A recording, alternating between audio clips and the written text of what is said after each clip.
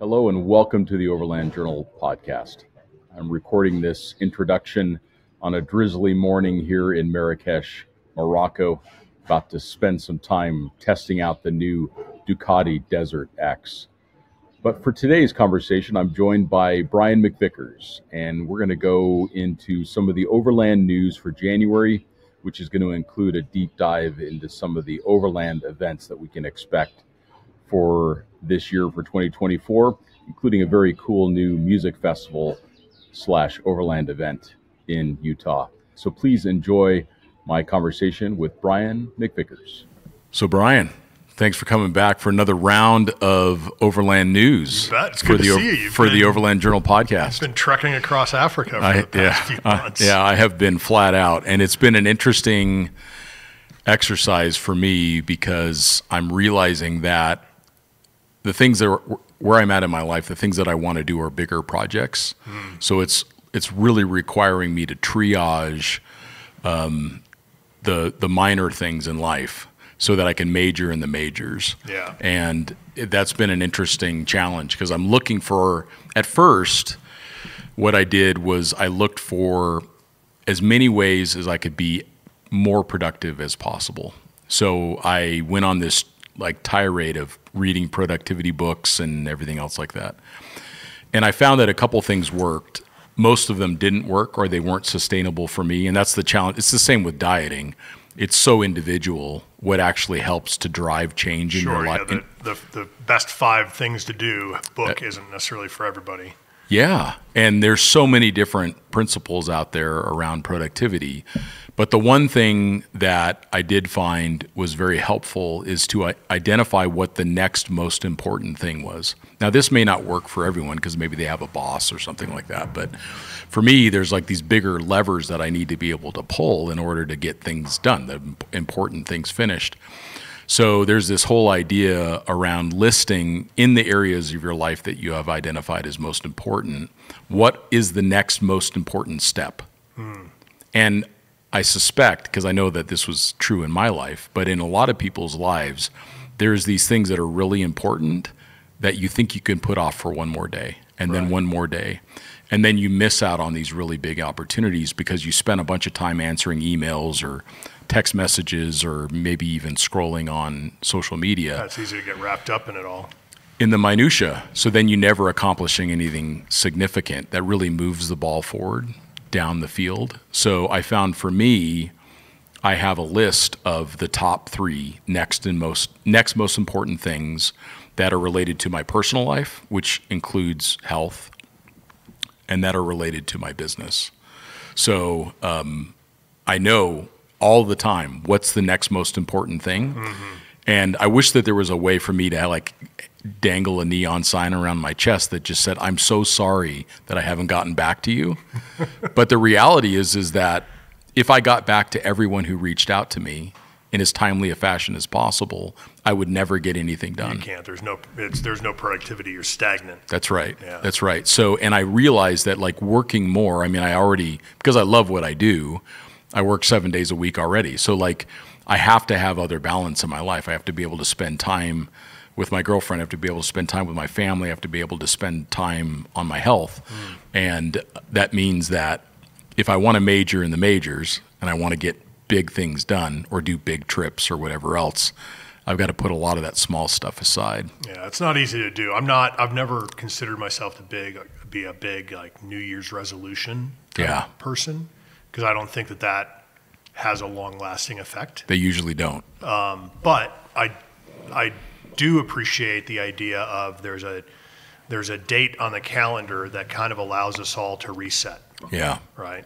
And so probably the last 2 months as the year has turned over, I've gone through a lot of that as well of what can you do better? How can you do better? What are the barriers in the way? Yeah. And are they really important barriers? Right. So is it something that you should focus on and try to, smooth out that barrier, or do you just push it aside?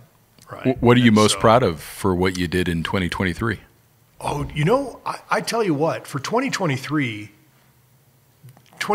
from the business world was not an easy world. Yeah, it was a hard year. It was a hard year for a lot of a lot of companies, a lot of consumers, right? Yeah. So it was difficult for a lot of consumers that I think A lot of families were struggling with inflation and very everything much else. so. I think everything that we've seen for the past couple of years has finally caught up, right? Yeah. I remember at the end of 2022, you kind of had a lot of people screaming, hey, the sky is falling. There's going to be this major recession. We're all doomed. I don't know that we necessarily hit that, major catastrophe, but I do think that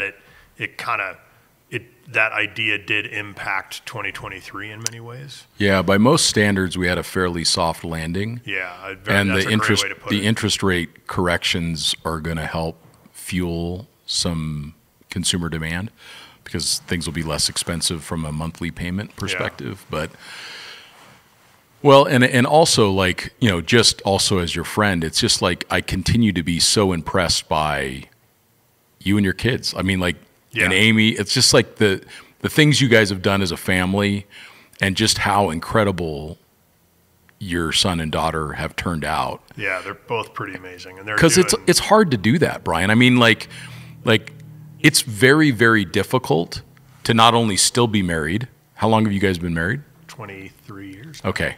To still be with your same... Going on 24, almost 24 years. To be with your spouse and to have healthy, happy kids that are doing amazing things in the world and are amazing to be around. Yeah.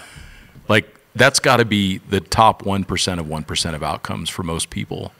It's normal to me. I mean, because that's thankfully it's normal. Thankfully, it's normal for you. But I mean, the more people we hang out with, and the more kids, the more kids I meet the same age as our kids. I'm like, wow, our kids are pretty special. Our son Max, he's just, he's rock star, shining. Yeah, he's doing. So he just had a mountain bike race this last weekend. 3 days ago on Saturday. Yeah, those photos were so great. Yeah, it's cool. It's a first.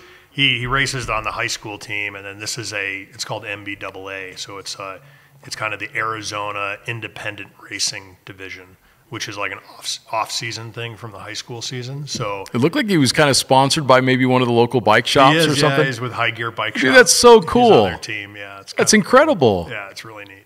No, it's absolutely. He's a 16-year-old, and he's doing great. He's got a great bike. He's on a Niner Rocket, and it's one of those 23, 22-pound carbon fiber race bikes. Wow. And he makes that thing so fast. Yeah. And he's really doing well this year. So. Oh, man, that's so awesome. He placed in state, and he's on the podium half of the year, so it was great. Oh, that's incredible.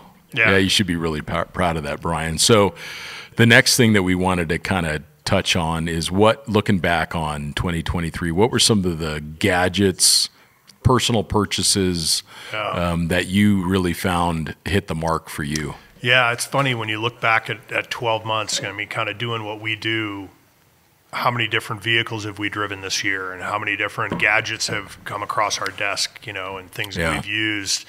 From a productivity standpoint, I'd say the biggest change from a productivity standpoint of just like work management is I went to that iPad. Yeah, the iPad Pro. The one I got from you. Yeah, the iPad Pro. Yeah. Right. And so the iPad Pro, because I had been on Mac laptop, everything Mac, except I was using like a PC Microsoft tablet. Right. And it just didn't fit. It was like the odd thing out. Right? Yeah. Once you're in the ecosystem, it kind of works. Yeah. So going over to that being completely Apple across the board, whether you like Apple or not, it's just that idea of have one cohesive operating system. Yep. Whether it works all the time or not, at least you're not trying to make, it's not the square peg in the round hole. Everything's working together. So that has really helped a lot because I do all my notes with that little stylus. Sure. And so that does a lot. And then, vehicle-wise, I know we'll probably dive deeper into it a lot more later, but I think there were a couple of vehicles that really stood out to me this year, and I probably drove more vehicles at product launches this year than any other year. Yeah. Because I've been gone. Because you've been gone, so you're welcome to stay away as long as you like, because it's a lot of fun to go to those vehicle launches. It is fun. And so I'm happy to do that. That's a great part of the job. But I would say one that to begin with, you start the year. At least I kind of started the year with Easter Jeep and Moab, which was kind of April timing, right? And actually before that, we did a Range Rover thing up in Park City. Yep. And that was really cool. It snowed like 27 inches in 12 hours. Great environment for a Land amazing. Rover. Yeah. Yeah, they're really well suited to that. And we got to see the debut of their Range Rover house and a lot of different things there. Not a lot of driving with that event, but then in Moab, we got to do every year Jeep does the 5 to 7 kind of Mopar Skunk Works projects. Concept vehicles, Yeah. yeah. Which one is your favorite of all the concepts? Of the concepts, I think I really liked that the Magneto sure. 3, right? So it was Yeah. fully electric. I liked it as a proof of concept vehicle. Yeah. Right? So it was fully electric, 900 foot-pounds of torque, 900 horsepower. I think it was on 44-inch tires. As it should be, yeah. It had, or at least 40s, yeah. It was a 0-degree approach and departure angle. I mean, the thing was insane. Wicked. And, when you get into the details of it, it probably had like a 50-mile range, but that didn't matter. No, it's a proof of concept, Sure, right? sure. And so a lot of people would look at it, and there was a lot of chatter about like, oh, it's useless. It's like, no, the thing's amazing. Yeah. And so that was really neat to get to drive that. And that's the thing about innovation is you have to have version 1.0 of anything. You do. And unfortunately, people are so critical that they can't see the future because all they know is what they have now. Right. So, and if it's different than what they have now, then somehow it's got to be wrong. terrible. Yeah, exactly. No, so if you look at it from the innovative standpoint, I really thought that was a neat concept vehicle. And then you got to spend some time with that Grand Wagoneer that we ended up getting to have here at the office. Yeah, the Grand Wagoneer was a great truck. It was a little big. I think No, it's very big. It's a Suburban. It's a big car. It's a Suburban, yeah. And so it's a big truck. It's like you said, it's the size of a Suburban, and it's not. It has its suspension that I think it lifts up a little bit. Air suspension, yeah. Yeah. So I really enjoyed driving that vehicle. Yeah. But it was big. It's one of those vehicles that every time you get in it, you walk around it to remind you where the corners are. It's a big truck. And they had the red tail Overland tent on top. And so it was really well done on the inside. Yeah, interesting proof of concept. I really liked how they redid the fender flares that moved the belt line up at the tires, and they went with a much larger diameter tire. And in my mind, it completely changed the look of the vehicle in a positive direction. I've always felt like that the small wheel wells, it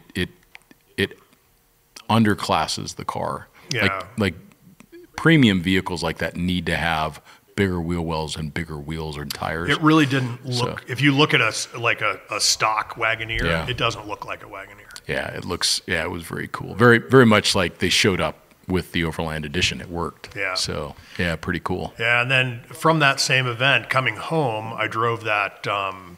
It was the Jeep Grand Cherokee Trailhawk 4xe, and that was I really enjoyed driving that vehicle. I drove it from Moab back to Prescott, and there was at one point I filled up the fuel tank, and I had 0 auxiliary battery left, right?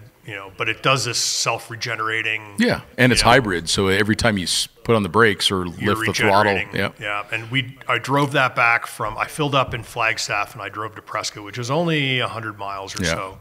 But I pulled into Prescott, and it says your range. Yeah. So I had 2 miles. I gained 2 miles in range over 100 miles. Yeah. Which was pretty neat. Yeah. The fuel gauge never really moved. Yep. And the overall range increased in that 100 miles. So I think from a practicality standpoint, as a daily driver and adventure vehicle, I really liked that one. Well, that's so interesting that you say that, because for me it was one of the standout vehicles from 2023 for me.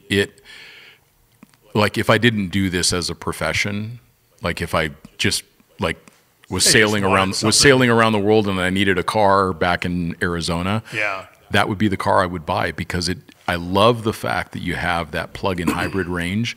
Like where we live in Prescott, anytime I'm driving a 4xe here, I charge it at the office, and it's the equivalent of 50-something cents a gallon, which is much less than just to drive around town back and forth commuting. Correct. In electricity. And I also never have to go to a gas station.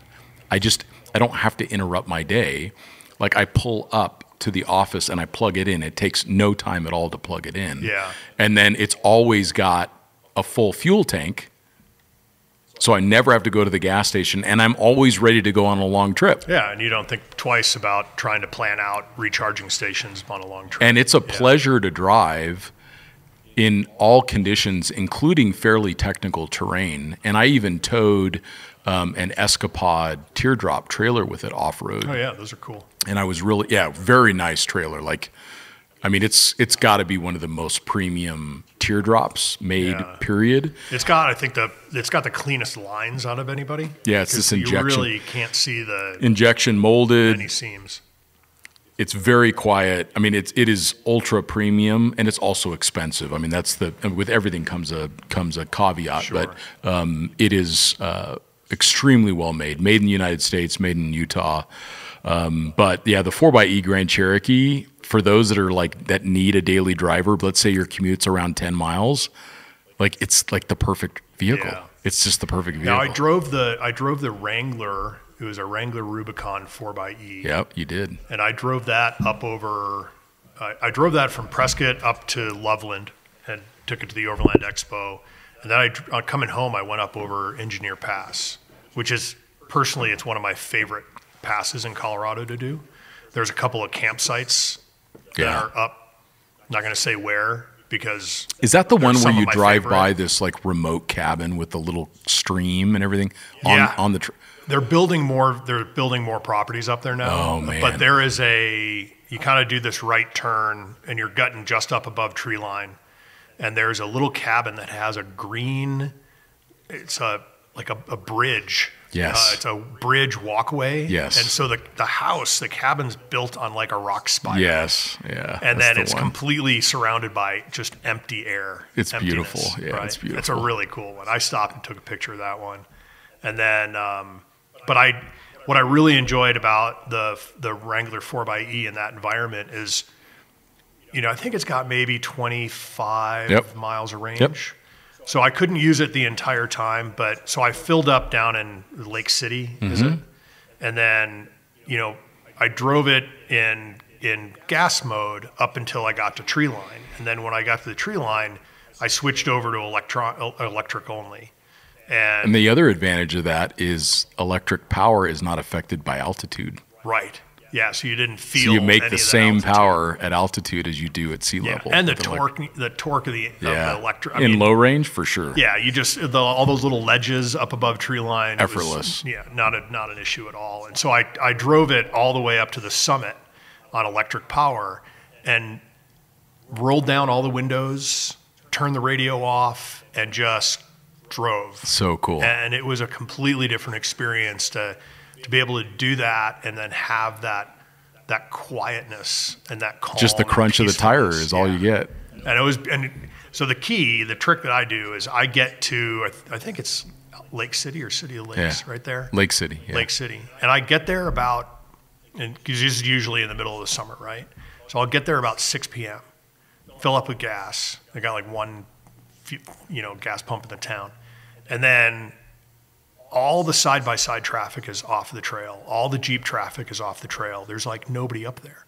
So then you can go from there to the summit, and you get to the summit just as the sun is setting. Wow. And there's nobody around. Wow. It's got to be one of my favorite little side trips to do. Now everybody knows. Now everybody knows, so just don't do it when I'm there. And then you drop over the other side and you go down into Telluride the next morning, grab a coffee, and then you drive home. But, so good, man. Yeah, so that was a lot of fun. That was a good trip.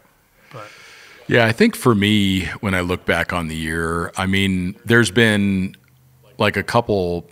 I do continue to like reduce my kit, but there are some things that I've really leaned on. I really have liked the Garmin watch. I've always been an analog watch guy, but for traveling, I'm finding it to be very useful. And I use it on a daily basis for also tracking health metrics, primarily my sleep. So that's been really useful. And I'm still wearing my Oura ring, and it's been interesting to kind of compare the outcomes. They track very similarly? some days they do and some Yeah. days they don't. But also, like, the watch is on my right wrist and the ring is on my left hand. So if while I'm sleeping, you know, I don't know, like maybe I'm laying on my right side and my left might be moving, you know, Sure. who knows? Yeah, little tiny things. Yeah, that maybe is making a difference. But it isn't always exactly the same. But they're both very actionable. Kind of, but what I like about the Garmin is it's not constantly yelling at me to do something like an Apple Watch. You can turn a lot of that off on the Garmin, and you might be able to on the Apple as well. You probably can, but the Apple is very much trying to keep you informed, Right. whereas the Garmin is trying to keep you accountable. Yeah. I would say more than anything. Well, I've been using the Garmin watch as well, and it's, aside from the, you know, everything that you would expect it to do, it does great. Mm-hmm. But a couple of weeks ago, I did a bit of a deep dive into the apps. Yeah. And the apps are endless. I think it's the IQ store. Yeah. And you can just get so many different things onto the watch. And so right. I spent a good couple of days using it to track skiing. Oh, cool. Right, so it's got a ski app. It'll tell you, you know, how many runs you've done, your altitude, speeds, heart rate. Oh, that's things clever. Like that. And then just the other day, I figured out how to actually store music onto it. You can do that, yeah. And so, like yesterday, I went for a run, and I was able to play music on my watch to my earbuds, and just left my phone behind, which is great. The only thing I think it'd be amazing if Garmin came out with a way to turn the watch into a phone. Yeah, Kinda which like you can do on the Apple Watch. The Apple Watch, and I'm torn a little bit because, especially for travel, and I've kind of stopped using the Apple Watch and just use the Garmin watch even for travel. Same for me. And yeah. the thing about it, it's got the flashlight on it. I know I it's don't know game what changer. It is, but I love having the flashlight. No, it's for travel. At first, I thought this is going to be the biggest gimmick Right. of all time, and I was talking to Gianni, and Gianni Donati, if you're listening, thank you for the insights on. But he's like, no, dude. He's like, I'm telling you, and this guy's pretty switched on. Yeah. He's pretty stylish, and he's like, no, dude. He's like, the light's amazing. It is, and it's amazing. It's the reason. Like, if I've got I'm so glad you brought that up. Well, I look at the Apple Watch, and I really like it for travel because it's a phone. Yeah. Right? I have mine. It's a cellular one. It's Yeah. hooked up. It's got its own phone number, everything. So it's a phone. And so if I was to lose my phone, now I've got my watch. Right. Right? But in reality, like, the Garmin does so much more, and it has the flashlight, Yeah. that I've been taking the Garmin more, and I like. The flashlight is I'll wear the Apple Watch as like a daily something every once in a while. The flashlight is brighter than the flashlight on an iPhone. Oh, by far. Yeah, and it has 4 different levels plus a red mode. Yeah. So if you don't want to smoke your night vision, bam. For those who are watching on YouTube. But it's it'll light up a room. It's pretty cool. Yeah, it's very, very useful. But if they figured out a way to make you have cellular integration, I don't know. Yeah, I don't know. I'm like, kind of glad now it you doesn't. have everything. I'm kind of glad it doesn't. It's nice to check out. I'm kind of glad that it doesn't. Yeah. Yeah, there's a lot that I like about it. So that one's a pretty cool one. And then coincidentally, I happen to be talking about an Apple product too, but these new AirTags have been out for a couple years. And when I started the Africa trip, I decided that, okay, I'm going to use these things. And I got 4 of them. Okay. So on each set of keys for the Grenadier, I have an Apple AirTag. Okay. And there's these little carabiner brackets that you can put on the keychain that keeps the AirTag with it. And then I put one in my camera bag, and then I put one in my luggage. So like right now, I can monitor where this truck is. It's being stored securely and with great consideration and care, I'm sure, by the dealership in Nairobi. But I can see if this thing is driving around. Right. And it'll probably send you an alert if it moves, right? It maybe it does that, but I have not seen it do that. Maybe you have to set that if it moves. But for me, where it's really been useful is there's this like frustration around travel when you check your bags. Like, am I ever going to see my luggage again? And there's something about being able to see the little blue dot going into the plane that is so satisfying. it changes. It's reassurance. Yeah, it changes the nature of the next leg of the journey. Yeah. Because like, if the thing doesn't make it on the plane and it's still clearly, then usually you have Wi-Fi on a plane. You can start the process of getting the thing sorted to the next location.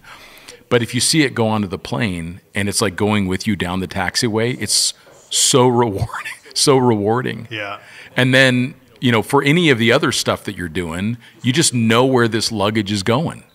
Like you can see it moving here or moving there, or it's like, I know exactly where everything's at. That's where it'd be really helpful It's with the higher price stuff. Yeah, it's just really, and it's such a small little item. You just kind of stash it in the luggage and, or in the car, and you kind of know where things are going. So I really do like that quite a bit. Similar to that, I just started using a product called, it's called the Scout. So it's made by Nog, K-N-O-G, and it's never heard of it. The product itself is called the Scout. Okay. Okay. And it's a little black box, right? And it mounts to, it's got 3M sticky back, so you could mount it to, say, a set of skis, or your trailer, or really anything that's kind of more of like a hard goods item that you would stick something to. Yeah, right? sure. And then like I've got them on like the race bikes. Okay. Right? So we race mountain bikes. They're not, they're pretty nice. Yeah, if they get pinched, then it's a problem. It's a problem. You got, that would really be lousy. And so I want to be able to keep track of them.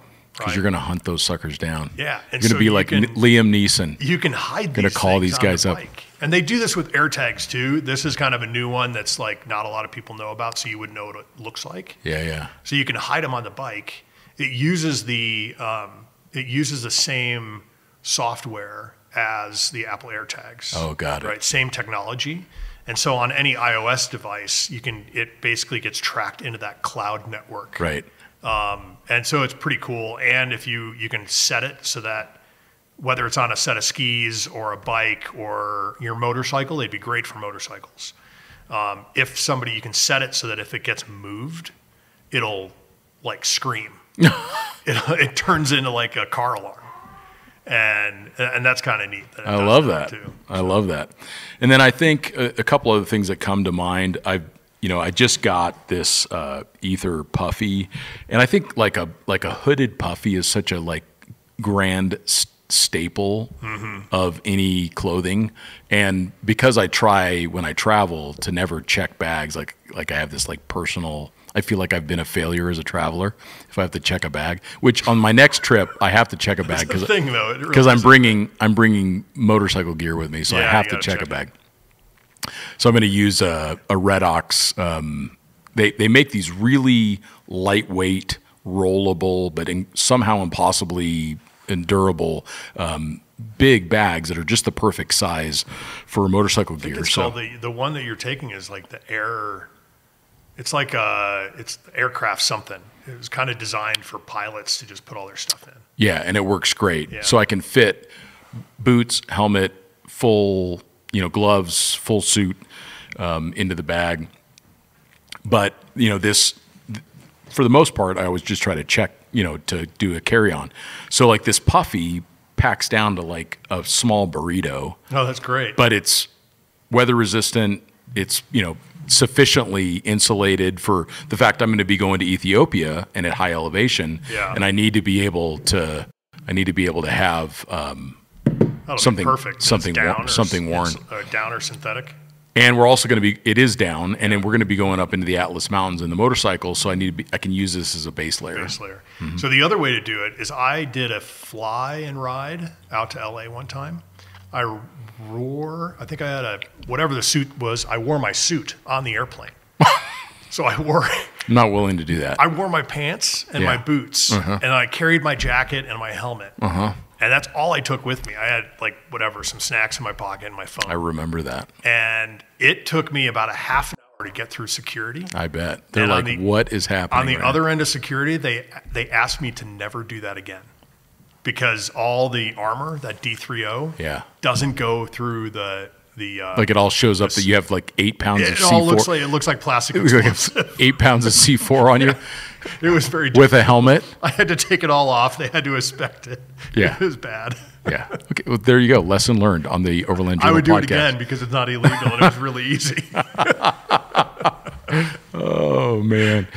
Well, that's funny. So, and then, recently we covered the radio chatter game on the podcast. It's just a small, family-run business, and we got a lot of great feedback on it for people who liked it on the show. So I'm going to ask you a question here.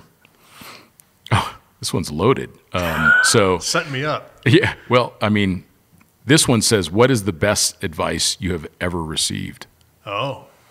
So I don't know if you want to touch that one. Man, there's so. Or we can go to something more overlandy. No, there's so many things. I think one of the best little things I always remember is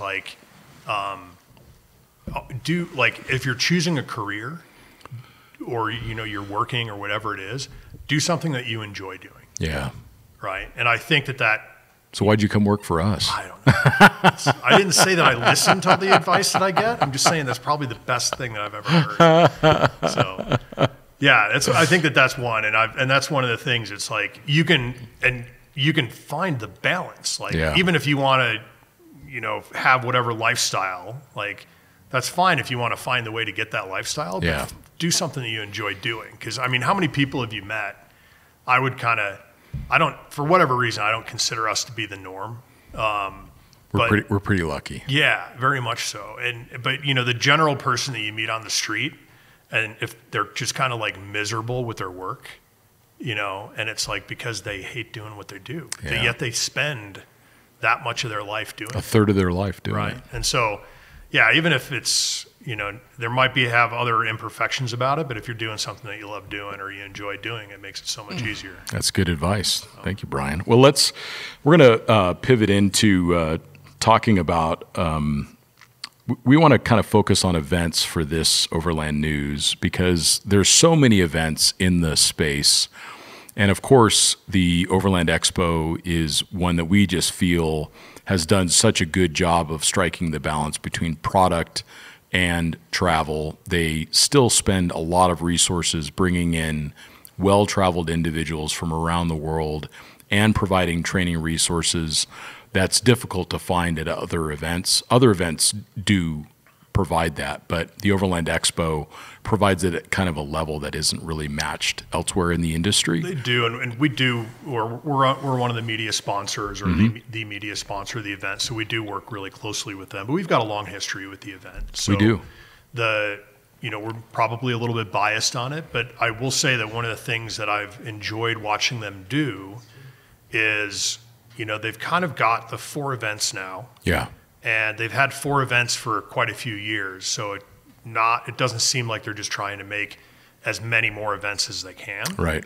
But what I do notice them doing is they're enhancing the quality and enhancing the experience of each of those events. Yeah, refining it maybe. Yeah. So it's not necessarily. I would say it's a little bit more quality than it is quantity. Got to take this jacket. The puffy such a hot jacket. Is so. Yeah. So. I'm impressed that you like the hood on the puffy. Yeah, I do. Yeah. I do like the hood just because it's one less thing that and plus I have no hair. Right. So my brain could freeze have to have very quickly because I have a small brain. I like the puffies without the hood because I use them as an insulating layer under a shell. I see. And then I use a hooded shell. I see. I wouldn't bring both. But, you got to bring both. You've got to bring a shell. I wouldn't. Oh, you have to bring a shell. We're going to talk about I do actually have a shell with me. Yeah, puffy and a shell, and you're done. Yeah. And then if you're going really, really cold, you bring the exterior puffy that's a size larger than what you normally wear.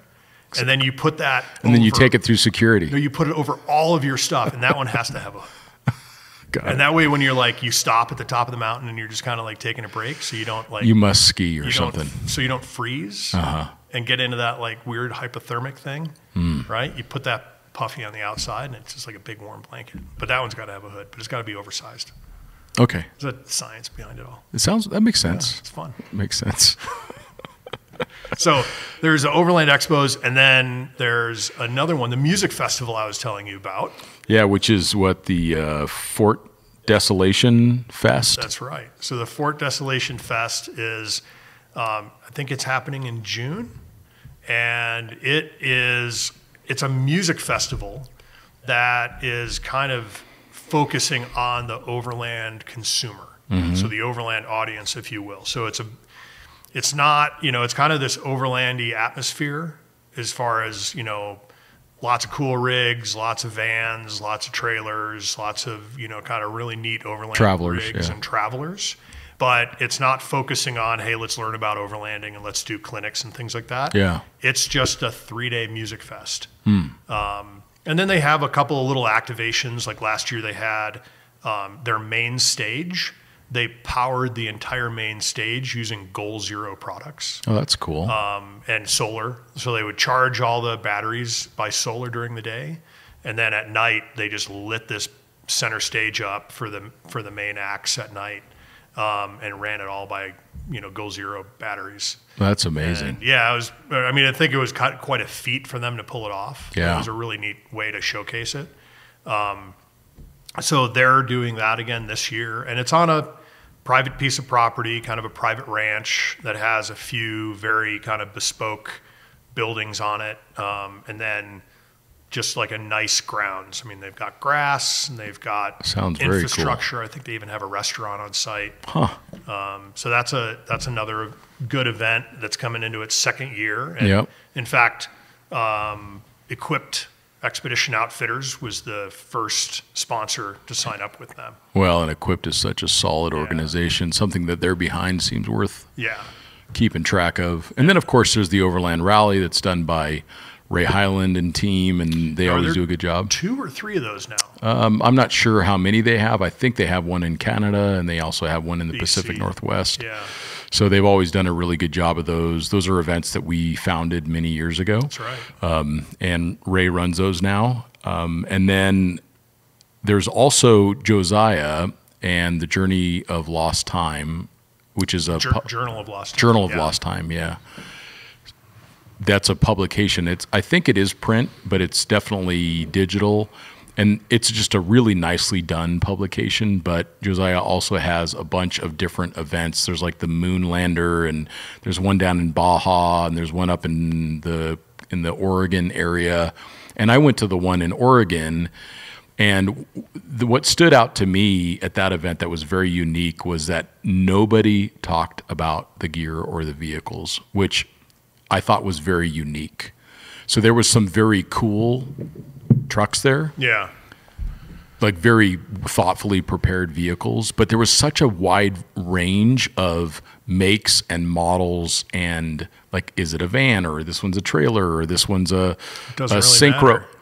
Nobody cared. Right. Like everybody was talking about travel, and they were talking about craft beer, and they were talking about how cool this area was, or where they were going next, or maybe challenges around travel that they were working through with other travelers, but it really was not another gear fest, which I really liked. So, and Josiah he's a very thoughtful, like, master of ceremonies. Like he's a cool dude. So because he's a cool dude, the events are very cool. So I'd make sure that people are taking a look at those. Yeah, I've had quite a few conversations with them this year and last fall, because we're sponsoring their events this year. Yeah.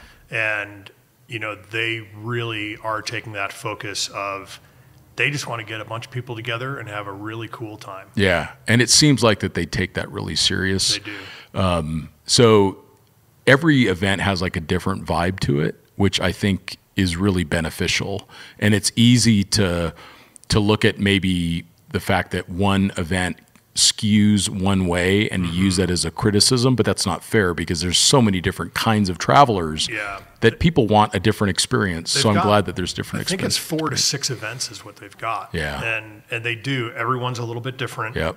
Has its own, kind of characteristic to it. That's right. And then what I really like is that they've got the Baja one, because that is integrating some level of international travel. That's right. And Baja that's pretty easy international travel. Oh yeah, but for sure. To the first timer, it could be quite intimidating and challenging. I remember I was terrified. Yeah, so, but it was something I wanted. Have you been down there, and it's almost like it's safer than a lot of places in the United States. Being in Arizona, we can go down there for the weekend. That's right. And so it's a great first international trip for people, and I be agree. able to go and meet up with a group of people that you would know that you kind of have a relationship with is or even traveling with them down there if it's a first time across a border to get a little bit of help. The actual the border crossings and the travel, that's not part of the event. Yeah, but you could pair up with somebody else is on their way. If you got a little concern, I'm sure there's a way to pair up with other travelers that are heading down there. Of people.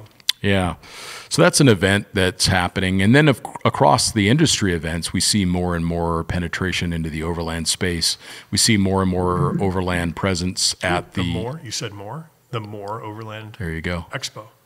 I think that's in Minnesota. There you go. Yeah, and they've done really well. They've done really well with that. And there's a whole bunch of other events. If we have missed your event, it was not intentional. There was no slight intended. I did a list last year. In 2023, there were 64 overland-related events. Yeah, so and we've got to be up to 100 this year. We've got a really good article on Expedition Portal that features those different events. So if you've got a new event or you don't think that we're familiar with what you're doing, check that article on Expedition Portal and see if you're on the list. If not, please reach out. I'll give my information for contact at the end of the show. There was one other one that we mentioned earlier or before the Texas Overland Fest. Texas Overland Festival, that's new.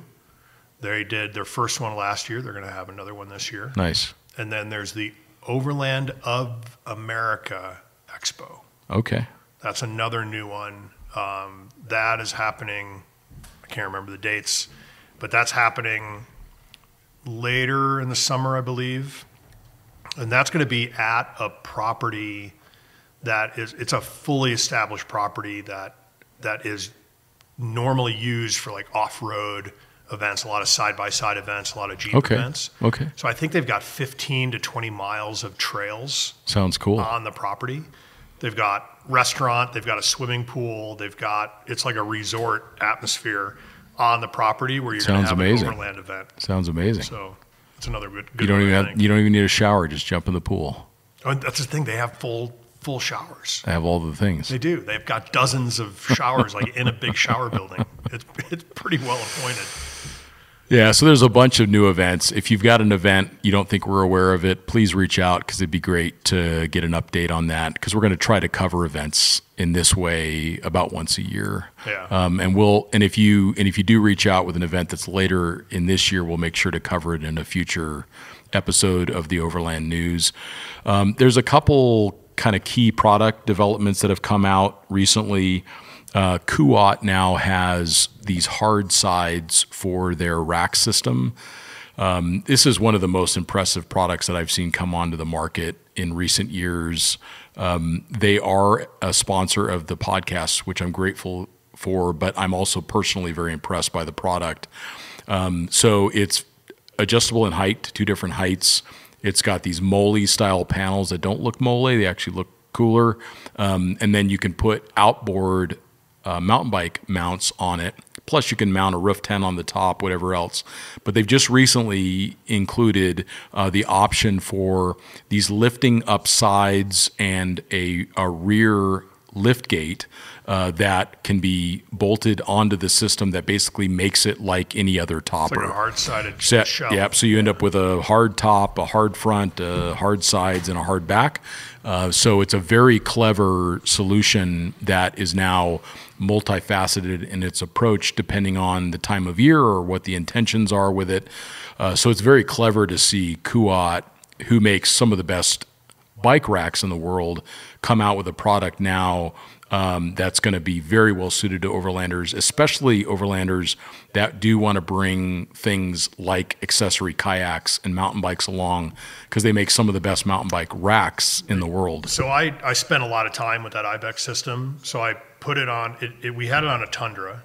And this is a neat thing about that rack, is we had it on a Tundra. I took it off of the Tundra and put it onto the GMC, that 2500 we had. Yeah, 2500 HD AT4X AEV. Yeah, that's right. It's an acronym soup. but it's a great truck, and we took that Ibex off of the Tundra, and just like, it was a direct swap. We put it onto the GMC. I think we had to widen it about maybe 3 inches. Sure. But it was, you undo a couple of bolts, it slides apart, and you tighten them down. Sweet. And we had that. It had the Molly panels on the side. So we had a bike rack on both sides. And then we had I think we put the Intrepid rooftop tent on top of the Ibex, and we mounted it with those new Van Ultra quick mounts. Oh. So Van Ultra is a fairly new company that's making a quick mount roof rack, or a quick mount rooftop tent bracket system. Clever. So instead of the 4 bolts, actually 8 bolts. So it reduces it down from 8 bolts down to 4 bolts. And it's set up so that all you do is you can quickly undo a knob, and then the whole bracket separates, and now you're done. The tent's free to take on and off. Oh, that's pretty clever. So we put that through quite a few miles of off-road, and the whole system worked really well. Yeah, that sounds, and also it's just an impressive solution. A couple other things that have come out recently. Winnebago has just announced an overland trailer called the Hike. We're trying to get one into test, but it looks very promising. I saw that at SEMA. Yeah. It's a fairly compact package with a lot of space on the inside.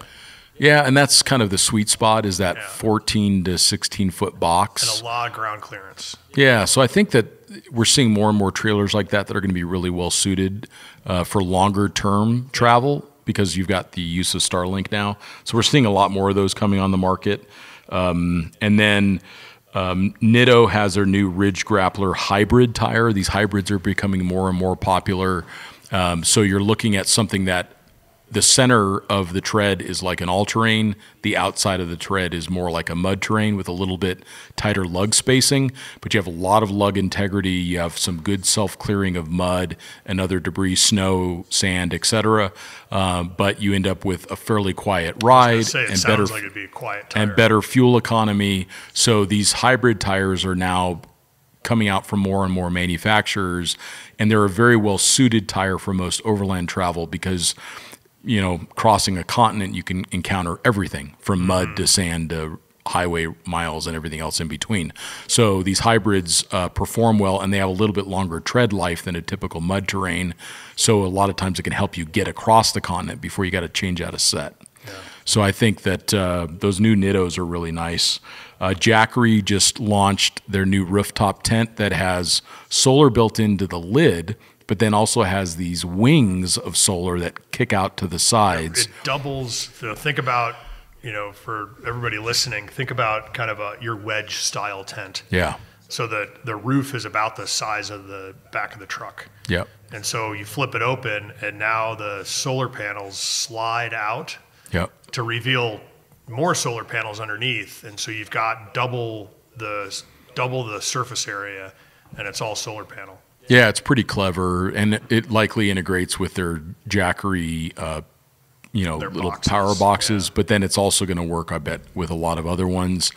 We haven't tested this yet. I'd be really curious to see how it does in higher winds. I'm sure they've taken that into consideration, but we want to get our hands on one because it's a really innovative new product. They had now I'm realizing, I didn't realize it at the time, but I think at SEMA, I think they had a bit of a prototype on display. Yeah. But just didn't say anything. Yeah. And so they had a rooftop tent, a wedge, I'm not sure what brand it was, but it was kind of the wedge style, opened towards the front of the truck, and they had 2 solar panels on sliders. Oh, cool. That would slide out. They didn't have them deployed. Right. But I saw this new tent, and I went back and I looked at my photos from SEMA, and you can see the tracks. Oh, clever. Where the solar panels are mounted. So it looks like that prototype, they would slide out. They just didn't have it deployed. Oh, that's interesting. And they never mentioned it, because I met with them and they never said anything about it. So. And they do a good job. They've done really well in some of our, power supply tests. They do, yeah.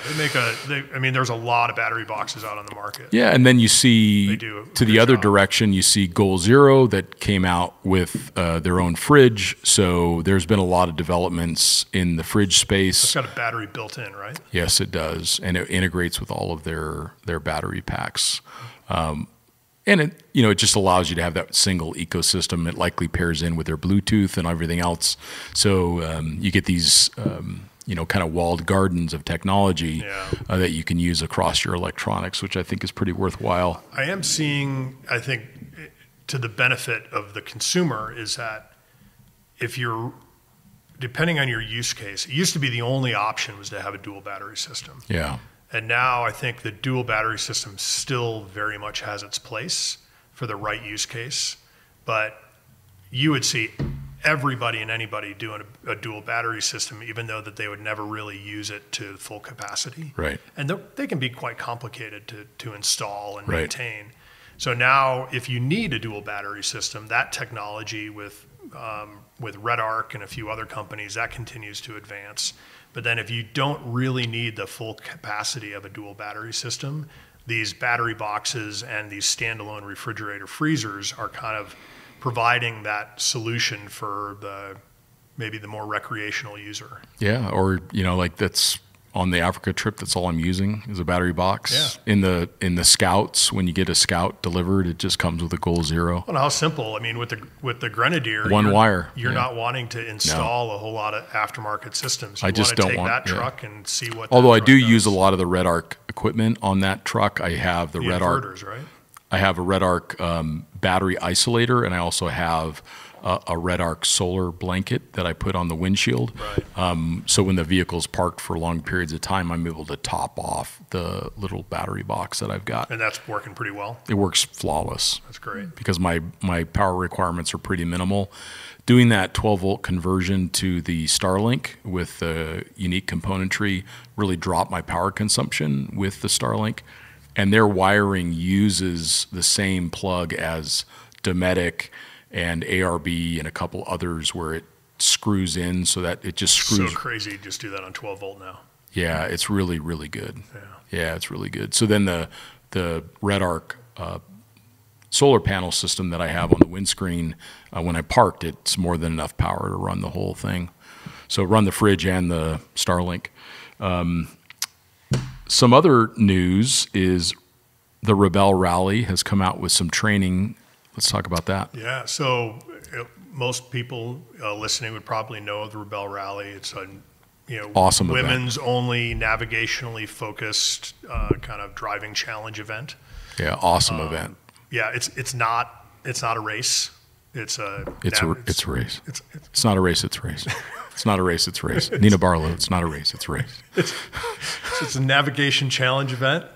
That's not a race. So they've the last few years they've done this really impressive job at doing training for the people who have entered in, right? Yeah. So you enter into the Rebel Rally and then you get this training that you can enter into as well. And that, I mean, it's like 6 months of training if you want. Not everybody you don't have to do it, but a lot of people take advantage of it. Yeah, it really helps the outcomes. From what I understand, and I hope I'm not wrong, but from what I understand, they're now offering those training classes to any, you still have to be a woman, but they're offering it to anybody you don't have to be entered into the Rebel Rally event in order to take the training. What a great thing, though, because it allows people to gain skills and determine if it's something that they would like to do or not. Right. So, yeah, that event just continues to impress me with how awesome it is. So. Yeah. I kind of wish, like, if my daughter had more time, I'd want her to go How through rad would that be? all that training. Yeah. It'd be incredible. Yeah, that would be so good. So. And then a couple other little pieces of news here.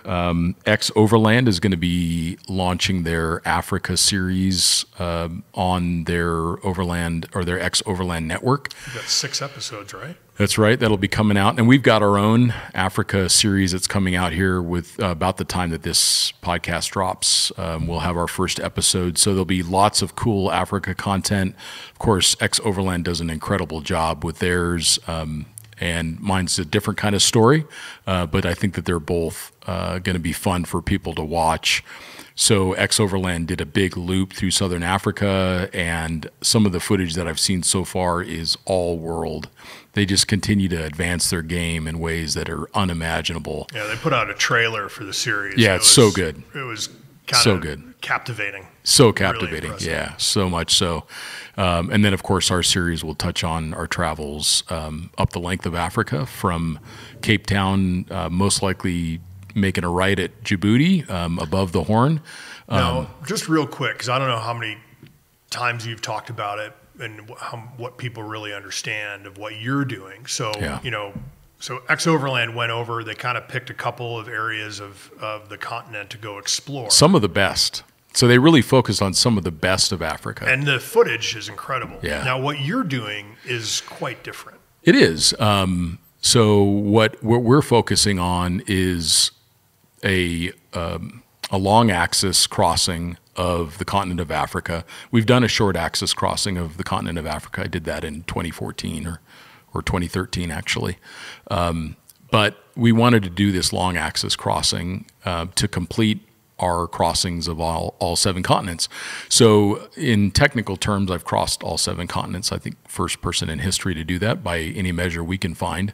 But this long axis crossing will be a Guinness record. So, so it's got different. A lot of levels to it. Yeah, it is, and it's consistent with the kinds of things that are important to us at Overland International, which is to push the limits in all the ways that we can. We did that with Expedition 7, and we do that with our other travels to really understand how things work, so that way we can best support our audience. Well, I had to put you on the spot and call it out because you put a lot of hard work into that expedition. Yeah, I have. Yeah, this has been 4 years in the works, and really grateful for the opportunity to also test the Grenadier. We're not being compensated by INEOS because we wanted to be able to speak freely about the use of the vehicle and the results that we have in using it in such a long and arduous journey. So we're over 20,000 kilometers already on the Grenadier. I've had no failures. I've not had to replace any components. I've not had any faults that kept me from going anywhere. So the vehicle has exceeded my expectations, particularly given that it's unit number 370 something. So it's very early in the manufacturing process. So, and I know people in North America are starting to take delivery of them. So if you follow Overland Journal on Instagram or Expedition Portal on Instagram, or if you want a little bit more of a personal granularity around it, you can follow scott.a.brady on Instagram to see our journeys across Africa. And I'm about ready to leave to head back for the final segment of the Africa crossing.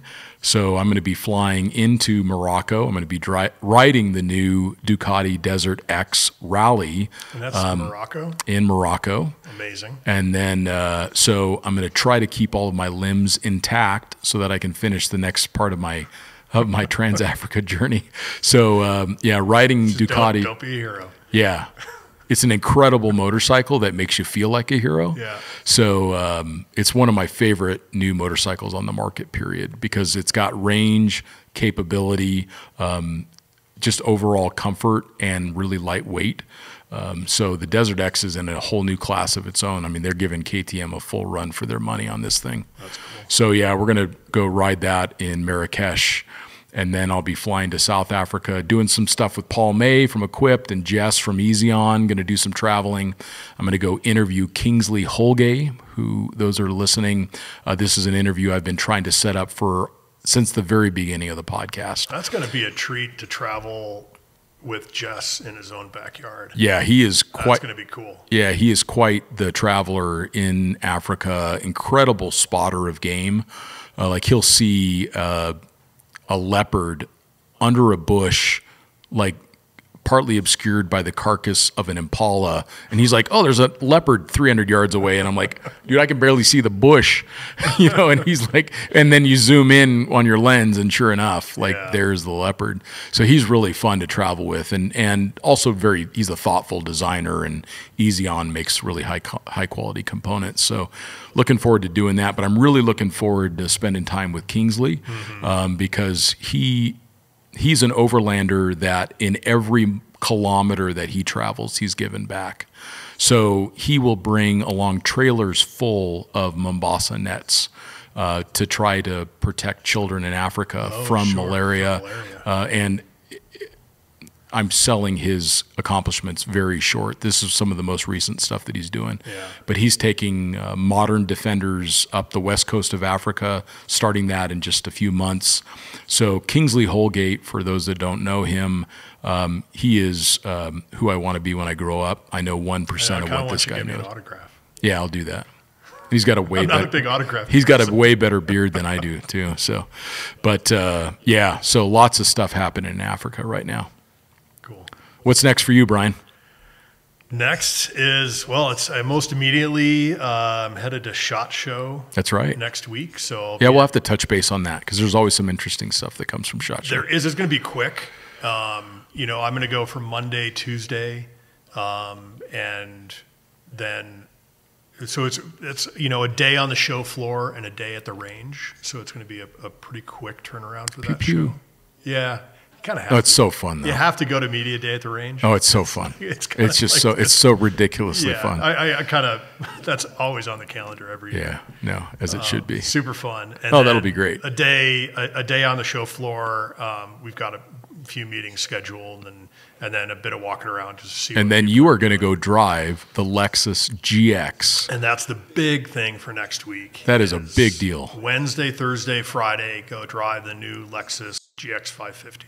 Yeah, and they've got the new over trail version. And I mean, just this vehicle, I could not be more excited about a Lexus than in ever. Yeah. Like it's going to be really, really good. Yeah. I got a chance to poke around it a little bit at SEMA. Yeah. So I'm really excited to get it out on the trail. Well, I can't wait to hear your feedback on that. So Paula and you will be heading down to Tucson. We will. And capturing some content. And then we'll be able to give some feedback on that soon. Yeah, I look forward to it. So. Well, Brian, thanks for taking the time today. Yeah, you bet. And for those that are listening and have been following the new Overland News series, please give us some feedback on things that you'd like to hear more of or less of, or how you like the format overall. Things that I need to do better because, of course, Brian is the man. So. Well, I tell you, it's. I only covered about half of the stuff that I wanted to talk impossible. about. Yeah, I mean, it's there's impossible. probably another 5 trucks that I wanted to call right. out. Yeah, that's right. So I don't know. But we're at an hour. Yeah, right at the hour. I think we need to say, okay, we're only going to talk about trucks. We're only going to talk about events. We're all over the place, which is great. Did good. I think it's fun. I think we did good. Yeah, we did a really good job. So awesome. Well, we thank you all for listening, and we'll talk to you next time.